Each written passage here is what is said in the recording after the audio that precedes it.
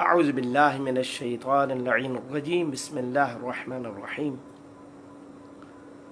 الحمد للہ رب العالمین الصلاۃ والسلام علی رسولہ الکریم ابی القاسم محمد الصلاۃ والسلام علی اہل بیتہ الطیبین الطاہرین المعصومین ولعنۃ اللہ علی اعدائہم وغاصبی حقوقہم ومنکر فضائلہم اجمعین اما بعد فقال سبحانہ وتعالی فی کتابہ المبین بسم اللہ الرحمن الرحیم شہر رمضان الذی انزل فیہ القرآن صدق اللہ مولانا العلی العظیم۔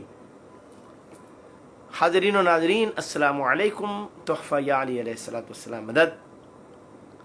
حسب سابق آج پھر اپنے مقررہ وقت پر آپ کی خدمت میں بندہ ناچیز حاضر ہے۔ سلسلہ درس قرآن کے حوالے سے ہماری گفتگو جاری ہے۔ نہایت افسوس کے ساتھ اس بات کا اظہار کرنا بھی ضروری ہے کہ آج پاکستان میں دو ایسی اپڈیٹ ہوئی ہیں۔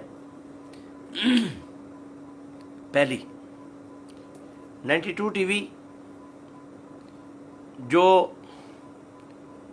پاکستان میں اپنی نوعیت کا ایک واحد ادارہ تھا اہل سنت احباب کی طرف سے، کہ جس نے ہمیشہ آل محمد علیہ السلام کے مناقب، ان کے فضائل اور آل محمد علیہ السلام کی عظمت کو اجاگر کرنے کی بھرپور کوشش کی ہے۔ میں یہ بات سمجھنے سے قاصر ہوں کہ ادارے کے خلاف سازش ہوئی ہے یا ادارے کے اندر کچھ ایسے افراد موجود ہیں جو ادارے کو نقصان دینے کی کوشش کر رہے ہیں۔ آج کے اخبار میں مولا متقیان امیر المؤمنین حضرت علی علیہ السلام کی شان میں آمدن ایک ایسی گستاخی کی گئی کہ جس کا الفاظ میں اظہار بھی مشکل نہیں بلکہ ناممکن ہے۔ موجودہ حالات میں جب پاکستان میں بہت ساری اندرونی بیرونی خطرات منڈرا رہے ہیں، ان حالات میں ایک گھنونی کوشش کی گئی ہے، گھنونی سازش کی گئی ہے اور پاکستان کے ماحول کو ایک مرتبہ پھر مذہبی انتہا پسندی کی آگ میں دھکیلنے کی ناکام کوشش ہے۔ گو رائٹر کی طرف سے مذمتی بیان بھی اور معذرت نامہ بھی آ گیا ہے، لیکن میں سوال کرتا ہوں ان سے کہ حضرت صاحب، یہ آج سے کچھ عرصہ پہلے بھی یہی بات اس سوشل میڈیا پر دہرائی گئی تھی اور اس کا کیا انجام ہوا تھا وہ آپ سب سے واقف ہیں، لیکن آپ لوگوں نے ایسا جان بوجھ کر کیا ہے۔ پھر شیعہ لوگوں سے شکوہ کیا جاتا ہے کہ شیعہ علماء، شیعہ اہل منبر، شیعہ خطباء زیادتی کرتے ہیں، حالانکہ میں حکومت پاکستان سے 10 سال ملتمس ہوں کہ آپ ریکارڈ چیک کیجئے کہ مکتب تشیع کے کسی عالم نے، کسی خطیب نے، کسی ذاکر نے بھی کبھی پہل نہیں کی۔ پہل ہمارے اہل سنت بھائیوں کی طرف سے ہوتی ہے اور جان بوجھ کر ہوتی ہے، اور پھر جب اس کا ریئیکشن ہوتا ہے تو پھر ظاہر ہے ریئیکشن پھر کہاں چلا جاتا ہے اس کا کسی کے بس میں نہیں ہوتا۔ یہ تو پہل کرنے والے کو سوچنا چاہیے کہ جب میں پہل کر رہا ہوں تو جواب دینے والا کیسا جواب دے سکتا ہے، اس کی مرضی پر ہے، اس پر ڈیپینڈ کرتا ہے۔ مولا علی علیہ السلام کی ذات گرامی پر ایسا الزام، ایسا بہتان، شاید ملا کو معلوم نہیں ہے کہ یہ ڈائریکٹ خدا کے رسول صلی اللہ علیہ وآلہ وسلم پر الزام ہے، کیونکہ نبی رحمت صلی اللہ علیہ وآلہ وسلم نے امیر علیہ السلام کے علاوہ کسی کے لیے نہیں کہا یا علی انت منی بمنزلۃ الراس من الجسد، یہ علی آپ کی مجھ سے نسبت وہی ہے جو کسی جسم کے ساتھ اس کے سر کی ہوتی ہے۔ تو آپ نے یہ مولا علی کی گستاخی نہیں کی، وجود رسالت کی گستاخی کی ہے، اور میں ان دعوے داران ناموس رسالت سے سوال کرتا ہوں کہ یہاں پر آپ کی خاموشی کس بات کی طرف اشارہ کر رہی ہے؟ میں مکتب تشیع کے تمام ہوش مند افراد سے استدعا کرتا ہوں کہ آپ لوگ انتہائی ہوش مندی کا مظاہرہ فرمائیے، انتہائی احتیاط کیجئے، چونکہ اس وقت پاکستان کے اندر جو صورتحال کریٹ کی جا رہی ہے، پیدا کی جا رہی ہے، اس کے پیچھے بہت ساری طاقتیں پیچھے سے موجود ہیں جو اس ملک کے امن و امان کو تہبالہ کرنا چاہتے ہیں، جو پاکستان کے امن کو خراب کرنا چاہتے ہیں، اور اس میں بہت ساری چیزیں ظاہر نظر آ رہی ہیں۔ تو میں صاحبان ادراک، صاحبان عقل و خرد، صاحبان شعور سے استدعا کرتا ہوں کہ وہ انتہائی ہوش مندی کا مظاہرہ فرمائیں اور انتہائی احتیاط سے کام لیں، کیونکہ اس وقت بہت ساری سازشیں اور جال بنے جا رہے ہیں، خدا نخواستہ پاکستان کو اندرونی اور بیرونی سطح پر کمزور کرنے کے لیے، چونکہ اس وقت جو عالمی منظرنامہ ہے وہ کسی اور بات کی نوید سنا رہا ہے، اور طاغوت اس کوشش میں ہے، اس خواہش میں ہے کہ پاکستان جس طریقے سے ترقی کی طرف جا رہا ہے اس کو روکا جائے۔ تو ہم سمجھتے ہیں ہمیں اللہ نے اتنا عقل اور شعور عطا کیا ہے، ہم یہ سمجھنے میں حق بجانب ہیں، اور ہمیں اللہ نے اتنی توفیق دی ہوئی ہے کہ اس کے پیچھے ان کی باغیں کون ہلا رہا ہے، تانے بانے کہاں مل رہے ہیں۔ بہرحال چونکہ ملا نے بلا مشروط معافی کا اعلان کیا ہے، تو ہم اس لیے اپنے مومنین کو اپنے جذبات کو قابو میں رکھنے کے لیے استدعا کریں گے، اور دیکھیے آگے کیا ہو رہا ہے۔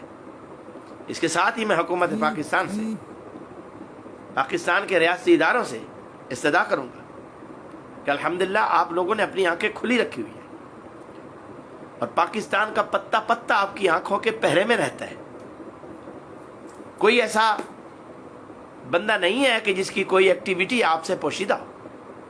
الحمدللہ ہمارے ادارے انتہائی حساس نوعیت کے ادارے ہیں جو اپنے کاموں میں مصروف ہیں۔ ہم ان سے استدعا کریں گے کہ آپ اس پر غور فرمائیں اور اس کے پیچھے ہلنے والے ہاتھوں کو تلاش کریں اور ان کو منظر عام پر لا کر ان کو قرار واقعی سزا دیں۔ پہلے انہوں نے حضرت ابو طالب علیہ السلام کی شان میں گستاخی کی، پھر حضرت امام زمانہ عجل اللہ تعالیٰ فرج الشریف اور ان کی والدہ گرامی کی شان میں گستاخی کی، اب پھر دوبارہ ذات امیر المومنین علی ابن ابی طالب علیہ السلام کے خلاف حرز سرائی ہو رہی ہے۔ میں سوال کرتا ہوں ان اسلام کے ٹھیکیداروں اور دعوے داروں سے کہ جو ناموس رسالت اور ناموس صحابہ اور ناموس اہل بیت کا دم بھرتے ہیں وہ کہاں ہیں، وہ کیوں خاموش ہیں؟ ہم اس لیے خاموش نہیں ہیں کہ ہمیں جواب نہیں آتا، ہمیں جواب آتا ہے، اور ہم بھی سمجھتے ہیں کہ یہ علی علیہ السلام پر جو شراب نوشی کا نعوذ باللہ نقل کفر نباشت الزام لگایا جا رہا ہے، دراصل آپ یہی ہم سے کہلوانا چاہ رہے ہیں کہ اسلام کے کس کس ٹھیکیدار نے، کس کس دین کے بڑے بڑے صاحب نے کہاں کہاں پر شراب پی اور کہاں کہاں پر شراب کے نشوں سے دھت رہا، اور اس حالت میں اس نے کیا کیا کام انجام دیے۔ ہم ابھی اس بات پر کوئی بات نہیں کرنا چاہ رہے، اور انشاءاللہ احتیاط سے کام لیں گے۔ ہمیں ملک پاکستان کی سالمیت بہت عزیز ہے، لیکن آل محمد علیہ السلام کی ناموس کے مقابلے میں ہم کسی چیز کو اہمیت نہیں دیتے۔ ہم اپنا جان، مال، اولاد، ہر چیز قربان کر سکتے ہیں، ناموس اہل بیت علیہ السلام پر کوئی کمٹمنٹ نہیں کریں گے۔ لہٰذا ہم امید کرتے ہیں کہ ریاستی ادارے اپنی ذمہ داریوں کو پورا کریں گے، اور اپنی ذمہ داریوں کو پورا کرتے ہوئے اس فرد کے خلاف، اس شخص کے خلاف باقاعدہ قانونی کارروائی کی جائے گی، اور باقاعدہ اس کے خلاف، چونکہ اگر اس قسم کی زبان استعمال کرنے والوں کو آہنی ہاتھوں سے نہ نمٹا گیا تو یہ خدا نخواستہ پاکستان کی سالمیت کے خلاف ہوگا، اور ہم کبھی نہیں چاہیں گے خدا نخواستہ کہ کوئی ایسا عمل ہو جو پاکستان کی سالمیت کے خلاف ہو، کیونکہ یہ ملک ہمارا ہے، اسے ہمارے بڑوں نے بنایا ہے، اس پر ہماری جان خرچ ہوئی ہے، اس پر ہمارا خون خرچ ہوا ہے، اس پر ہماری آبروئیں اور عزتیں خرچ ہوئی ہیں۔ اور یاد رکھیے گا میں اپنے مکتب تشیع کے عزیزان کو متوجہ کرنا چاہتا ہوں کہ یاد رکھیے آپ اس پاکستان کے آپ برابر کے حصہ دار ہیں، اس لیے اس کے استحکام، اس کی ترقی، اس کا امن و امان، اس کے لیے ہمیں سب سے زیادہ کردار ادا کرنے کی ضرورت ہے۔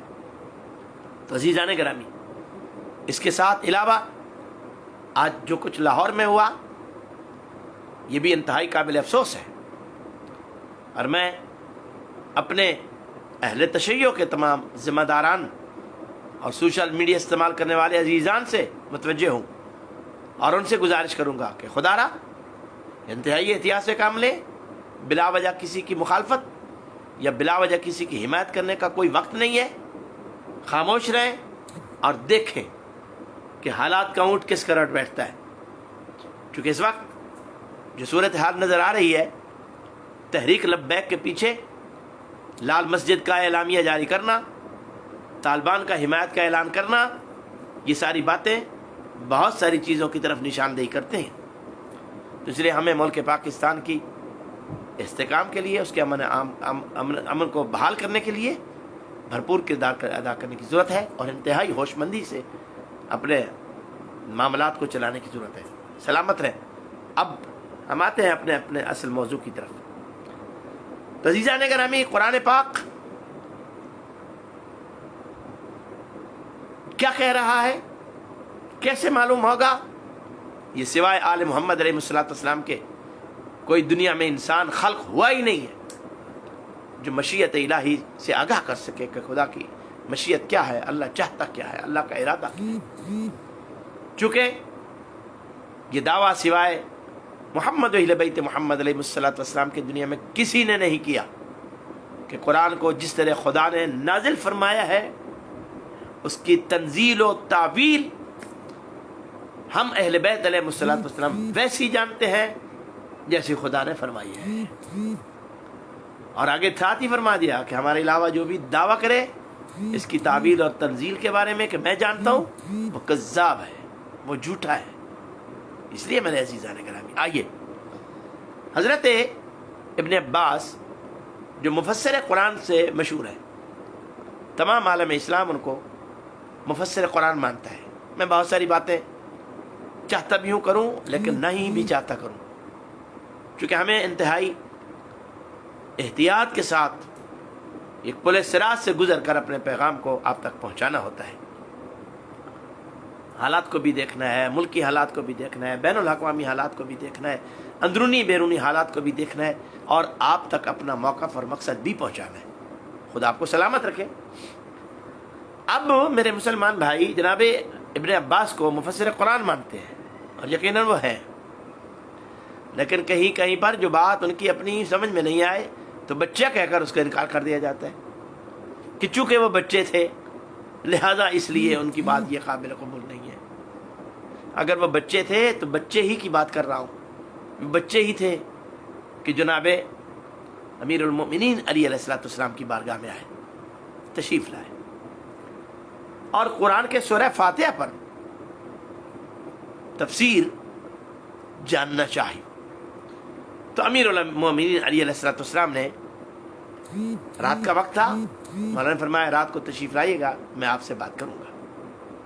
جب آپ تشریف لائے تو امیر علیہ السلام نے پوچھا، ابن عباس اول کتاب کیا ہے؟ توجہ کیجئے گا عزیزان گرامی، بالخصوص میرے بچے جو طلباء اس پروگرام کو غور سے دیکھ رہے ہیں، ان سے میری استدعا ہے کہ آپ توجہ بھی کیجئے گا، اگر آپ کے پاس کاغذ پنسل ہے تو اس کو لکھیے گا بھی صحیح۔ اول کتاب کیا ہے؟ اللہ اکبر۔ تو جناب نے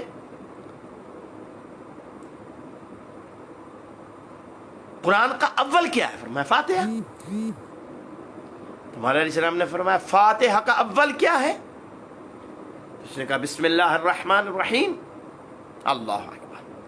مولانا امیر علیہ السلام نے فرمایا ابن عباس یہ بتاؤ کہ بسم اللہ الرحمن الرحیم کا اول کیا ہے؟ اس نے کہا بسم اللہ، بسم۔ مولانا علی فرماتے ہیں بسم کا اول کیا ہے؟ اس نے کہا با اللہ اکبر. اب مولا متقیان امیر المؤمنین علی علیہ السلام نے حرف با پر گفتگو شروع کر دی. ساری رات گزر گئی اور حرف با پر گفتگو مکمل نہ ہوئی. اس وقت امیر المومنین علیہ السلام نے ٹھنڈی آہ بھر کے کہا ابن عباس کاش کہ دامن شب میں وسعت پیدا ہو جاتی، اور اگر میں علی چاہتا تو حرف با کی تفسیر میں اتنا بولتا کہ 70 اونٹوں کا وزن بن جاتا. اللہ اکبر. مولا علی فرما رہے ہیں اس لیے کہ آتا علی علیہ السلام نے زقنی رسول اللہ زقن زقا، کہ مجھے اللہ کے نبی صلی اللہ علیہ وآلہ وسلم نے علم ایسے سکھایا ہے جیسے ایک پرندہ اپنے بچے کو چونچ سے دانہ کھلاتا ہے. عزیزان گرامی، اب حضرت امام محمد باقر علیہ السلام کا ارشاد مقدس ہے. ایک مرتبہ کسی نے مولا امام محمد باقر علیہ السلام سے اللہ الصمد کے بارے میں سوال کیا. اللہ اکبر. تو امام محمد باقر علیہ السلام نے اپنی گفتگو کو شروع کیا باقر العلوم، اور جب بات اتنی طول پکڑ گئی تو ٹھنڈی آہ بھر کر کہا کاش کہ میرے سامنے سننے والے اس معیار کے ہوتے کہ میں اللہ الصمد کی شرح کرتا تاکہ دنیا کو پتہ چلتا کہ توحید کیا ہے، اسلام کیا ہے، ایمان کیا ہے، دین کیا ہے، شریعت کیا ہے. اور اسی لفظ حرف اللہ الصمد سے لفظ سے میں ہر بات کی شرح کرتا. اور اس کے بعد امام محمد باقر علیہ السلام نے فرمایا کہ یہ کیسے ہو سکتا ہے کہ مجھے ایسے لوگ مل جائیں، جبکہ ایسے لوگ تو میرے دادا علی ابن ابی طالب علیہ السلام کو نہیں ملے. اور یہ میرے مولا متقیان کی حسرت ہی تو تھی کہ جو آپ ممبر کوفہ پہ بیٹھ کے فرماتے تھے سلونی قبل ان تفقدونی، اے لوگوں مجھ سے سوال کرو، مجھ سے پوچھو، مجھ سے مانگو، مجھ سے طلب کرو. یعنی جتنا علم چاہیے مجھ سے طلب کرو، مجھ سے سوال کرو، مجھ سے چاہو، میں دینے کے لیے تیار ہوں. قبل ان تفقدونی، اس سے پہلے کہ میں تم میں نہ رہوں. لیکن بدقسمتی کی بات کیا ہے، میں یہاں پر مولانا محمد اسحاق صاحب مدنی رحمہ اللہ جو مرحوم ہو گئے ان کا ایک جملہ دہرانے کی کوشش کروں گا. وہ فرماتے تھے کہ علی کا اور کوئی جرم نہیں ہے، علی کا سب سے بڑا جرم یہ ہے کہ وہ ابو طالب کا بیٹا ہے. اور یہ بات مسلمانوں سے ہضم نہیں ہوتی، چونکہ مسلمانوں میں کوئی ایسا لیڈر نہیں ہے علی کے سوا جس نے بتوں کی پوجا نہ کی ہو، جس نے کفر نہ کیا ہو، جس نے شرک نہ کیا ہو، جس نے دنیا جہان کی ہر بدعملی انجام نہ دی ہو اسلام قبول کرنے سے پہلے، سوائے علی کے اور کوئی نہیں ہے. چونکہ جن لوگوں کو لوگوں نے اپنا بڑا بنایا ہے، اپنا قبلہ اور محور و مرکز قرار دیا ہے، چونکہ ان میں خرابیاں نظر آتی ہیں، اس لیے پھر لوگ اس کوشش میں ہو گئے ہیں کہ اب رسول اللہ کے بھائی کی بھی ذات میں ایسی خرابیاں بنائی جائیں، گھڑی جائیں، کریٹ کی جائیں تاکہ تقابل ہو سکے. خدا کا خوف کرو.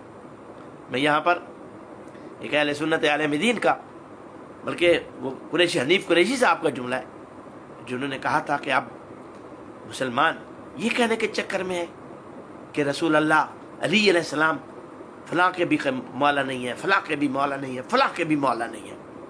تو اس کا مطلب یہ ہوا کہ جن کے علی مولا نہیں ہے ان کے رسول بھی مولا نہیں ہے،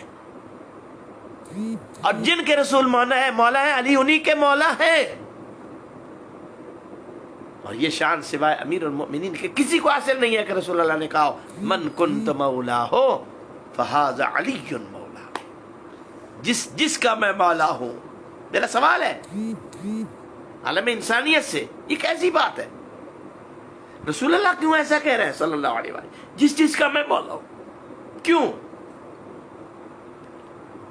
یہ کیوں نہیں کہا کہ میں تم کا مولا ہوں تو علی بھی تمہارے مولا نہیں، میں جس کا مولا ہوں؟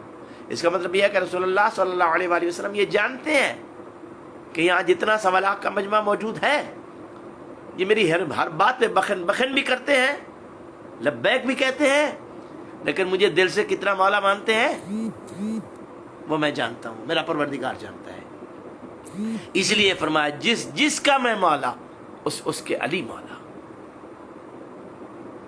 اور آگے فرمایا اللہم وال من والا ہو وعاد من عادا ہو وانصر من نصر ہو وخذل من خذل ہو۔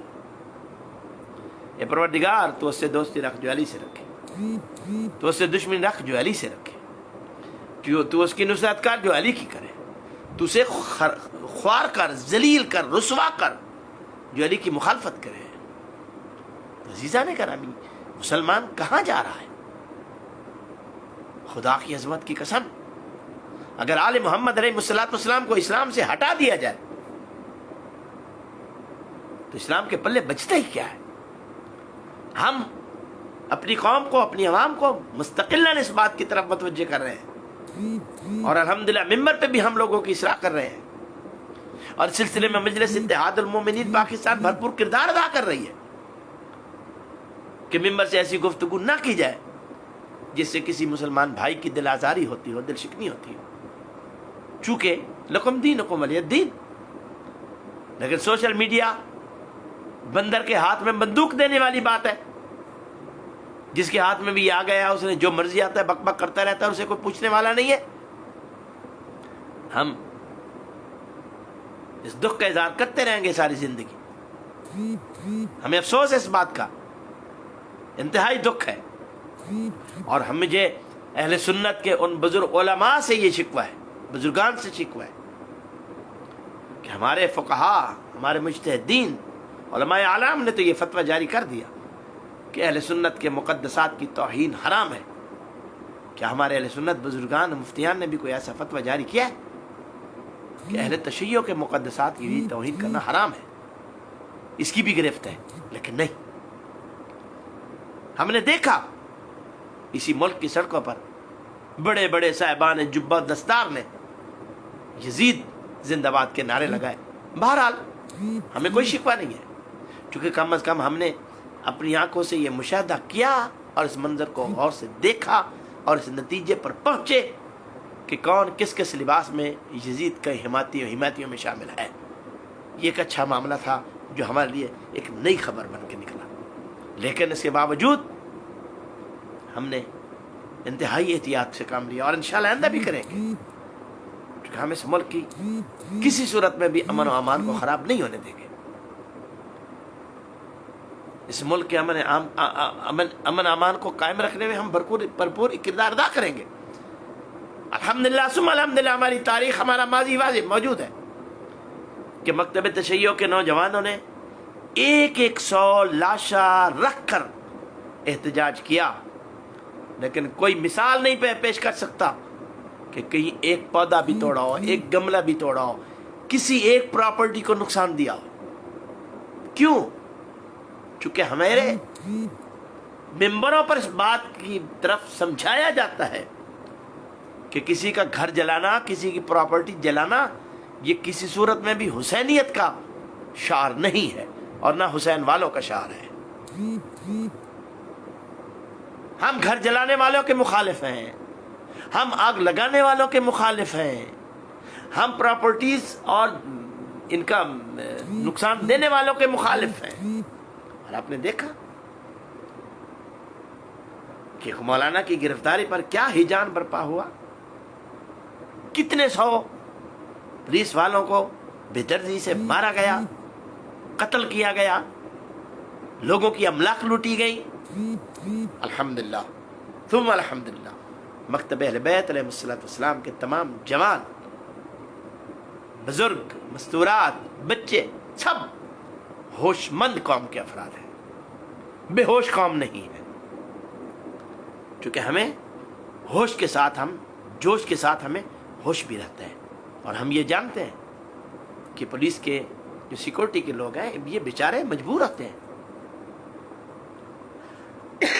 معاف کیجیے گا، ان کی ڈیوٹیاں ہوتی ہیں، حکومت جو ان سے کہتی ہے انہوں نے وہی کرنا ہوتا ہے، ان کی مجبوری ہے، اور اگر وہ حکومت کے وفادار نہیں ہوں گے تو بھی ان کے لیے مناسب نہیں ہے، تو لہٰذا ہمیں انتہائی احتیاط سے کام لینے کی ضرورت ہے۔ ابھی ہمارے پاس جو اطلاعات پہنچی ہیں کہ 5 سے 6 पुलिस के अफसरान को यरगमाल बना लिया गया, ये इंतहाई गलत इक़दाम है।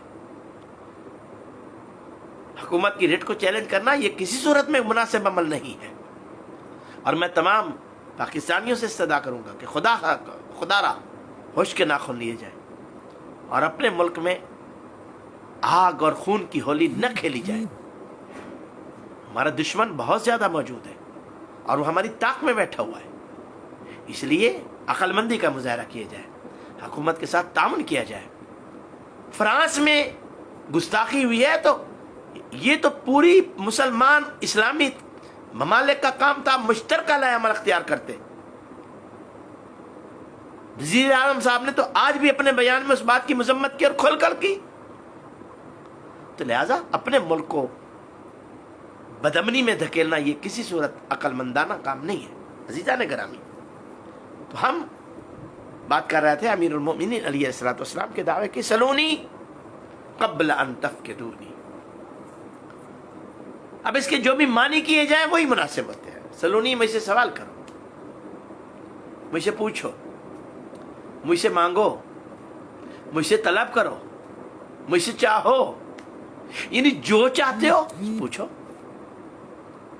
जो चाहिए मांगो। मैं अल्लाह की हुज्जत हूं और मैं तुम्हारी तमाम इल्मी तशनगी पूरी करने के लिए तैयार हूं। लेकिन बदकिस्मत यही तो वजह है कि मेरा मुत्तक़ियान अमीरुल मोमिनीन अलैहिस्सलाम का हसरत भरा जुमला मौजूद है कि मुझे अफसोस इस बात का है कि मुझे अल्लाह ने जितना इल्म दिया था उतना बड़ा मुझसे किसी ने सवाल नहीं किया। तो अज़ीज़ान गिरामी, कुरान क्या कहता है? मा यअलमु तावीलहु इल्लल्लाह वर्रासिखून फिल इल्म, सिर्फ रासिखून फिल इल्म ही बता सकते, और सिवाय मोहम्मद अहले बैत मोहम्मद अलैहिस्सलाम के और कोई रासिखून फिल इल्म नहीं है। अज़ीज़ान गिरामी, हम आ चुके 2 अहम मामलात थे, उन पर गुफ्तगू करना इंतहाई ज़रूरी था। तो मैं, वक्त भी अपने अख्ताम के करीब पहुँच चुका है, मैं मजलिस इत्तेहादुल मोमिनीन पाकिस्तान की तरफ से 92 न्यूज़ के मालिकान से मुतालबा करता हूँ कि वह फौरी तौर पर ऐसे कालम निगार के ख़िलाफ़ बाकायदा एक्शन लें और हुकूमत पाकिस्तान और रियासती इदारे अपना किरदार और अपनी ज़िम्मेदारी को पूरा करें।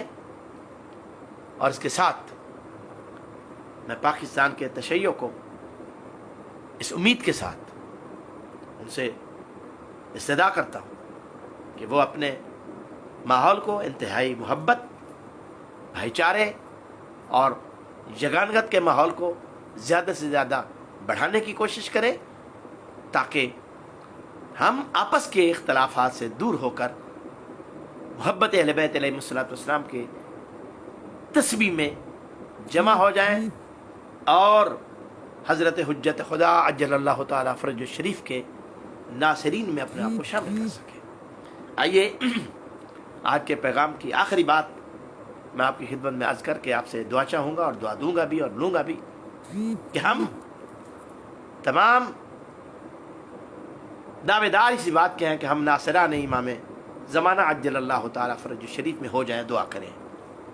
लेकिन दुआ काफ़ी नहीं है, हमें अमली तौर पर अक़दामात करने होंगे, अमली तौर पे हमें आगे बढ़ना होगा कि नुसरत इमाम ज़माना अज्जलल्लाहु ताला फ़रज शरीफ अपने वजूद से शुरू की जाए, अपने घर से शुरू की जाए, खुद से शुरू की जाए। अपना मुहासबा ये भी नुसरत इमाम है, खुद एहतिसाबी ये भी नुसरत इमाम है। अपने खानवादे और अपने कबीले की इस्लाह ये भी नुसरत हुज्जत खुदा अज्जलल्लाहु ताला फ़रज शरीफ है। चूँकि जब तक हम अपनी इस्लाह नहीं करेंगे, किसी ने पूछा था हुज्जत खुदा अज्जलल्लाहु ताला फ़रज शरीफ से कि मौला आप गैबत कुबरा में हैं, हम दुआएं मांग मांग के थक जाते हैं और आप तक रसाई नहीं होती। امام علیہ السلام نے روتی ہوئی آنکھوں سے فرمایا تھا کہ تم خود سوچو کہ مجھے چھپنا تو دشمن سے چاہیے تھا، میں ماننے والوں کی آنکھوں سے پوشیدہ کیوں ہوں؟ میں تمہاری آنکھوں سے دور کیوں ہوں؟ اس نے کہا فرزند زہرا یہی تو میں سوال کر رہا ہوں۔ تو اس وقت امام کی آنکھوں سے خون کے آنسو نکلے اور روتی آنکھوں سے فرمایا کہ میں تو تمہارے سامنے آنا چاہتا ہوں، لیکن تمہاری بد عملی، تمہاری بد کرداری، تمہاری بد افعالی، تمہاری بد زبانی مجھے تمہارے سامنے آنے سے روکتی ہے۔ اس لیے عزیزان گرامی، آئیے آج پھر اپنے آپ سے وعدہ کرتے ہیں، اپنے امام کی بارگاہ میں یہ وعدہ کرتے ہیں کہ پروردگار کے سامنے اس بات کا اقرار کرتے ہیں کہ اے میرے امام زمانہ، اے وارث زمانہ، اے حجت دورہ، ہم آپ سے وعدہ کرتے ہیں کہ ہم زندگی کا ہر لمحہ آپ کی خوشنودی کے لیے، آپ کی اتباع میں، آپ کو راضی کرنے کے لیے، چونکہ آپ کی رضا ہی قربت الہی ہے، آپ کی رضا ہی رضا ہے خدا ہے، آپ کی رضا ہی رضا ہے مصطفیٰ ہے، آپ کی رضا ہی رضا ہی جناب سیدہ زہرا ہے۔ مولا ہم آپ کی خوشنودی کے لیے زندگی کا ہر لمحہ آپ کے حکم کے تابع گزاریں گے۔ آج چونکہ سوئم بھی تھا اور اصال ثواب کی مجلس بھی تھے مولانا سید اور محمد نقوی صاحب کی، تو اس حوالے سے اپنے ادارے کی طرف سے، اپنی تنظیم کی طرف سے میں علامہ شہنشاہ حسین نقوی صاحب اور ان کے والد محترم ذاکر اہل بیت سید عابد حسین حاتف الوری صاحب کی خدمت میں تعزیت پیش کرتا ہوں اور دعا کرتا ہوں کہ مولا محمد و اہل بیت محمد کے صدقے میں علامہ اور محمد نقوی صاحب کے خانوادے کی سرپرستی فرمائے اور ان کے عزیزان کو، ان کے والدین کو صبر جمیل عطا فرمائے۔ اسی طرح آج علامہ منور عواس علوی صاحب کی ہمشیرہ مرحومہ کی بھی کلخانی تھی، اس کے لیے بھی دعا گوں کہ مولا مرحومہ کو جوار جناب سیدہ فاطمہ زہرا سلام اللہ علیہا میں مقام خاص نصیب فرمائے اور مولا ان کی مغفرت فرمائے اور ان کے وارثان کو صبر عطا فرمائے۔ اسی کے ساتھ ہی میں دعا گو ہوں کہ میرے مولا بحق محمد اہل بیت محمد علیہ الصلوۃ والسلام مجلس اتحاد المومنین کے سینئر نائب صدر علامہ اختر عباس اسدی صاحب جو کافی دنوں سے علیل ہیں، مولا ان کو صحت کلی سے سرفراز فرمائے۔ پروردگار عزت اہل بیت کا صدقہ ملک پاکستان کی حفاظت فرما۔ پروردگار عزت اہل بیت کا صدقہ ملک پاکستان کے امن کے دشمنوں کو ذلیل اور خوار فرما۔ پروردگار عزت اہل بیت علیہ الصلوۃ والسلام کا صدقہ ملک پاکستان کی سرحدوں کی حفاظت فرما۔ پروردگار محمد اہل بیت محمد کی عزت اور عظمت کا صدقہ ملک پاکستان کے امن کے خراب کرنے والوں کو میرے اللہ ہدایت عطا فرما، اگر وہ قابل ہدایت نہیں ہے تو ان کو ذلیل اور خوار فرما۔ پروردگار عزت اہل بیت علیہ الصلوۃ والسلام کا صدقہ میرے مولا ہماری دعاؤں کو قبول فرما۔ عزت اہل بیت کا صدقہ میرے اللہ ماہ مبارک کی عظمتوں کا واسطہ میرے اللہ ہمیں صحیح معنوں میں ماہ رمضان المبارک کی مہمانی کی توفیق عطا فرما۔ پروردگار عزت اہل بیت علیہ الصلوۃ والسلام کا صدقہ جو مومنین مومنات بے اولاد ان کو صاحب اولاد فرما، جو پریشان حال ہیں ان کی پریشانی کو دور فرما، جو تنگ دست ہیں ان کی تنگ دستی دور فرما، جو مقروض ہیں قرض ادا فرما، مومنین کے جان مال عزت اور ناموس کی حفاظت فرما، حاسدین منکرین دشمنان کے شرور سے محفوظ و مامون فرما۔ پروردگار عزت اہل بیت علیہ الصلوۃ والسلام کا صدقہ میرے مولا مکتب تشیع مکتب اہل بیت علیہ الصلوۃ والسلام کو دن دوگنی رات چوگنی ترقی عطا فرما۔ محمد اہل بیت محمد کی عزت اور عظمت صدقہ صاحبان منبر بلا و عزا حرمت سادات اور صاحبان محراب و مسجد و مدرسہ کے درمیان میرے اللہ اتفاق و اتحاد فرما۔ محمد اہل بیت محمد کی عزت اور عظمت کا صدقہ ہم سب کو ولایت آل محمد علیہ الصلوۃ والسلام پر متفق و متحد فرما۔ عزت اہل بیت کا صدقہ میرے اللہ تجھے غریب کربلا کی مظلومیت کا واسطہ ہماری دعاؤں کو شرف قبولیت عطا فرما۔ عظمت اہل بیت کا صدقہ اس وقت تک نہ مارنا جب تک تیری ذات راضی نہ ہو جائے، سفر کی موت سے بچانا، سفر کی موت سے بچانا، حادثے کی موت سے بچانا، حرام موت سے امان عطا فرمانا، شب قدر شب معراج کی موت نصیب فرمانا، شہادت کی موت نصیب فرمانا، کربلا معلی کا کفن نصیب فرمانا، وادی السلام کا دفن نصیب فرمانا۔ پروردگار عزت اہل بیت کا صدقہ دنیا ظلم و جور سے بھر چکی ہے، وارث زمانہ کے ظہور میں تعجیل فرما، تعجیل فرما، تعجیل فرما۔ ربنا تقبل دعانا انك انت السميع الدعاء وعلى انبات الجميع المؤمنين والمؤمنات۔ الفاتحہ مع الصلوات۔ السلام علیکم ورحمۃ اللہ وبرکاتہ۔